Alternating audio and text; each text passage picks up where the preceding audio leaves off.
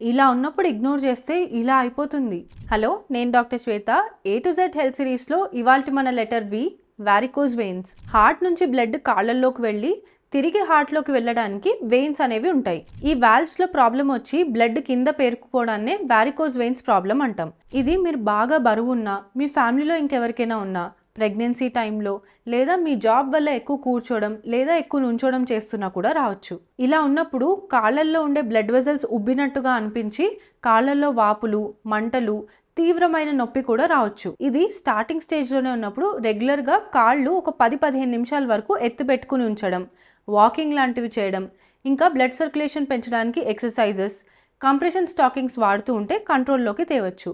అదే condition severe అవుతున్న కొద్దీ కాళ్ళల్లో నొప్పులు పెరిగిపోవడం, రంగు మారిపోయి నలుపుగా అవుతూ ఉండడం, వారికోజ్ అల్సర్స్ కూడా ఫామ్ అవ్వచ్చు. ఇంకా మీకు ఈ సిమ్టమ్స్ అన్నీ ఉంటే హోమియో ట్రీట్మెంట్ని తప్పకుండా కన్సిడర్ చేయండి. ఇంకా అలానే నెక్స్ట్ వచ్చే మన వీడియో లెటర్ Wతో HPV అనే దానివల్ల వస్తుంది. ఏంటో గెస్ చేసి కింద కామెంట్స్లో చెప్పండి.